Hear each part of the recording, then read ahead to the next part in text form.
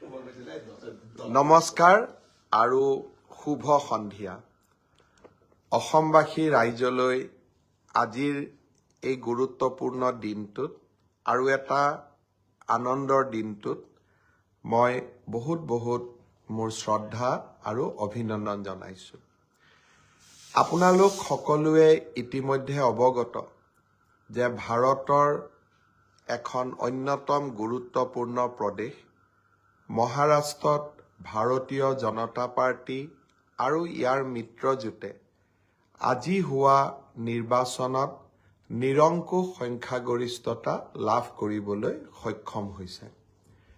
কিছুদিন আগতে হাৰিয়ানাৰ নিৰ্বাচনতো ভাৰতীয় জনতা পাৰ্টিয়ে বিপুল বিজয় লাভ কৰিবলৈ সক্ষম হৈছে। দৰাচলতে লোকসভা নিৰ্বাচনৰ পিছত প্ৰধানমন্ত্ৰী নৰেন্দ্ৰ মোদীৰ নেতৃত্বৰ ওপৰত হাৰিয়ানা আৰু মহাৰাষ্ট্ৰৰ নিৰ্বাচনৰ জৰিয়তে এই দুইখন প্ৰদেশৰ ৰাইজে আকৌ এবাৰ আস্থা পোষণ কৰিলে।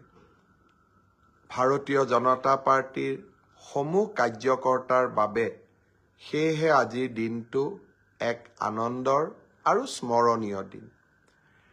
ইয়াৰ লগতে দেশৰ বিভিন্ন প্ৰদেশত অনুষ্ঠিত বিশেষকৈ উত্তৰ প্ৰদেশ, উত্তৰাখণ্ড, ছত্তীশগড় আৰু আন বিভিন্ন ৰাজ্যত অনুষ্ঠিত হোৱা উপনিৰ্বাচনসমূহতো ভাৰতীয় জনতা পাৰ্টিয়ে সুন্দৰ ফলাফল দেখুৱাবলৈ সক্ষম হৈছে। অৱশ্যে এই আনন্দৰ খবৰবিলাকৰ মাজতে ঝাৰখণ্ডৰ নিৰ্বাচনত আমাৰ দলৰ পৰাজয়ে স্বাভাৱিকভাৱে আমাক সকলোকে ব্যথিত কৰিছে। ঝাৰখণ্ডৰ বিষয়ে মই আৰু অলপ কথা ব্ৰডকাষ্টৰ শেষৰ ফালে ক'বলৈ যত্ন কৰিম। আজিৰ দিনটোত অসমবাসী ৰাইজক মই বিশেষভাৱে কৃতজ্ঞতা জনাম। এই কাৰণেই যে অসমত অনুষ্ঠিত ৫টা বিধানসভাৰ উপনিৰ্বাচনত আমাৰ দল তথা অসম গণ পৰিষদ আৰু UPPL দলৰ প্ৰাৰ্থী ৫টা উপনিৰ্বাচনতে বিজয়ী হ'বলৈ সক্ষম হ'ল। স্বাভাৱিকতে এখন চৰকাৰ 4টা বছৰ পুৰণি হোৱাৰ পিছত যেতিয়া উপনিৰ্বাচন অনুষ্ঠিত হয়, এই উপনিৰ্বাচনৰ ফলাফলসমূহে আগন্তুক আহিবলগীয়া বিধানসভা নিৰ্বাচনৰ কৰবাত নহয় কৰবাত জনসাধাৰণৰ এটা মন বা জনসাধাৰণৰ অভিমত এটা প্ৰকাশ কৰাৰ বাবে চেষ্টা কৰে। সেয়েহে নিৰ্বাচনলৈ এটা বছৰ থকা ৰাজ্যবিলাকত সাধাৰণতে শাসকীয় দলে 100% আসনত বিজয়ী নহয় যদিহে সেই প্ৰদেশখনৰ ৰাইজে পৰিৱৰ্তন বিচাৰে। 4খন আসন আমাৰ আছিল, বঙাইগাঁৱত অসম গণ পৰিষদ, চিডলিত UPPL, ধলাইত ভাৰতীয় জনতা পাৰ্টি, বিহালীত ভাৰতীয় জনতা পাৰ্টি। 100% আমি বিজয়ী হ'বলৈ সক্ষম হলো। ইয়াৰ লগতে অসমৰ ৰাইজে আমাক 100%ৰ ওপৰত এক প্ৰকাৰ এটা প্ৰিমিয়াম দিলে। প্ৰিমিয়াম হ'ল চামুগুৰি সমষ্টি। আমি সকলোৱে জানো যে চামুগুৰি সমষ্টি যিটো ডেমোগ্ৰাফি বা জনসংখ্যাৰ যিটো গাঁথনি, সেই জনসংখ্যাৰ গাঁথনিটোত 65% সংখ্যালঘু লোকে তাত বসবাস কৰে। কংগ্ৰেছ দলে বিগত 25 বছৰ ধৰি এই সমষ্টিটোক প্ৰতিনিধিত্ব কৰি আহিছে।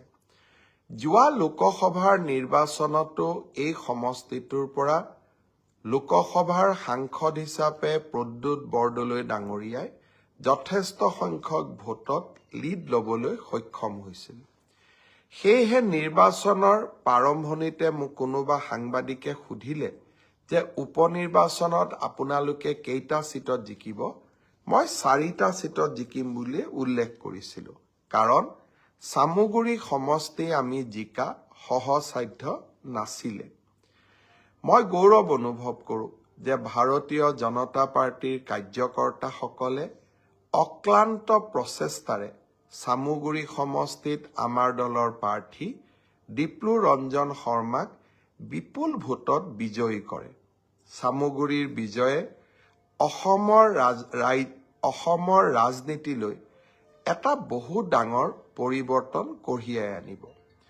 কংগ্ৰেছ দলৰ ৰাজনীতি আছিলে এপিজমেণ্ট, অৰ্থাৎ কোনোবা এটা জনগোষ্ঠীৰ প্ৰতি বিশেষ মৰম আৰু তাৰ ফলত সংখ্যাগৰিষ্ঠ জনসাধাৰণক অৱমাননা।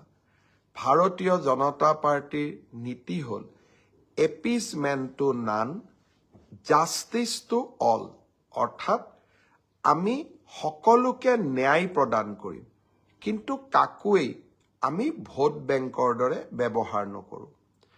আৰু সেই ধৰণে অসমৰ সংখ্যালঘু জনতাৰ মাজত আমি সোমাবলৈ চেষ্টা কৰিছিলোঁ যে আৰু আমি স্পষ্টভাৱে ৰাইজক কৈছিলোঁ যে appeasement to none but justice to all, সবকে সাথ সবকে বিকাশ।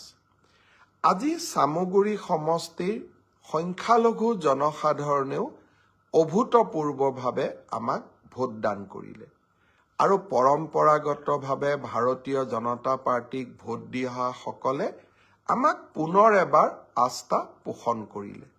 মই পুনৰবাৰ চামুগুৰিৰ বিশেষ বিজয়ৰ বাবে ডিপ্লু ৰঞ্জন শৰ্মা আৰু ভাৰতীয় জনতা পাৰ্টিৰ কাৰ্যকৰ্তাসকল, লগতে মন্ত্ৰী কেশৱ মহন্ত আৰু দিনে নিশাই পৰিশ্ৰম কৰা বিধায়ক জিতু গোস্বামীক উষ্ণ অভিনন্দন জনাইছোঁ। বিহালীৰ নিৰ্বাচন এটা সাধাৰণ নিৰ্বাচন আছিল, অৰ্থাৎ বিজেপি দলৰ দখলত থকা আসনখন আমি তাক পুনৰ আমি যাতে ৰাখিব পাৰোঁ তাৰ বাবে আমি প্ৰচেষ্টা কৰিছিলোঁ। কিন্তু বিহালীৰ নিৰ্বাচনে তেতিয়া জনসাধাৰণৰ মাজত উৎকণ্ঠা বৃদ্ধি কৰিছিল যেতিয়া যোৰহাটৰ সাংসদজনে বিহালীত 2 মাহ ধৰি এক প্ৰকাৰ শিবিৰ পাতি নিৰ্বাচনত জঁপিয়াই পৰিছিল।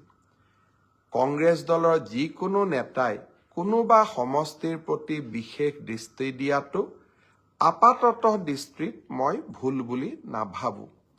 কিন্তু এটা কথা মই বাৰে বাৰে মোৰ মনত আহিছিলে আৰু সেই কথাটো মই নিৰ্বাচনী সভাসমূহতো এক প্ৰকাৰ কৈছিলোঁ যে 5টা সমষ্টিৰ ভিতৰতে বিহালীয়েই কিয়? আন কোনোবা এটা সমষ্টিটো তেওঁ 3 মাহ বাহৰ পাতিব পাৰিলেহেঁতেন। মই যিমান দূৰ অৱগত, কংগ্ৰেছ দলে প্ৰথমতে তেওঁক চিডলি সমষ্টিৰ দায়িত্ব দিছিল।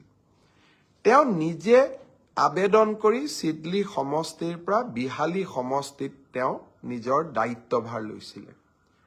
মই বাৰে বাৰে এটাই কথা মোৰ মনলৈ আহে, বিহালীত আমাৰ দলৰ প্ৰাৰ্থী আছিলে দিগন্ত ঘাটোৱাৰ, চাহ বাগিচাৰ এজন শ্ৰমিকৰ সন্তান আৰু দিগন্ত ঘাটোৱাৰৰ দেউতাক চাহ বাগিচাৰ এজন চকীদাৰ আছিল। চাহ বাগিচাৰ সম্প্ৰদায়ৰ চকীদাৰৰ ল'ৰা এজনক হৰুৱাবৰ কাৰণে এজন যদি ৰাজ সন্তানে 3 মাহ ধৰি কেম্প কৰে, 2 মাহ ধৰি কেম্প কৰে, কৰবাত নহয় কৰবাত মই তাত সামন্তবাদৰ গুণ পাওঁ।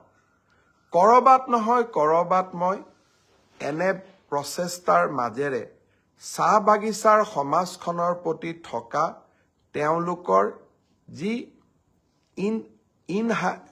এক প্ৰকাৰ ক'ব গ'লে স্থায়ী যি ঘৃণা শব্দটো সংসদীয় নহ'ব, এটা স্থায়ী অৱহেলা যি বহু দিনৰ পৰা অৱহেলাৰ মানসিকতা আছিল, তাক আকৌ এবাৰ প্ৰতিফলিত কৰে। আমি সকলোৱে জানো কংগ্ৰেছৰ দিনত চাহ বাগিচাসমূহত হাইস্কুল এখন প্ৰতিষ্ঠা কৰা হোৱা নাছিল। চাহ বাগিচাৰ শ্ৰমিকসকলক সদায় প্ৰাপ্যৰ পৰা বঞ্চিত কৰি ৰখা হৈছিল। আমি ৰাতিৰ ভিতৰতে সমস্যাৰ সমাধান কৰিব নোৱাৰোঁ, কিন্তু যোৱা ভাৰতীয় জনতা পাৰ্টি চৰকাৰৰ কাৰ্যকালৰ সময়ত আমি আন্তৰিকতাৰে চাহ বাগিচাৰ শ্ৰমিকসকলৰ সমস্যাসমূহ সমাধান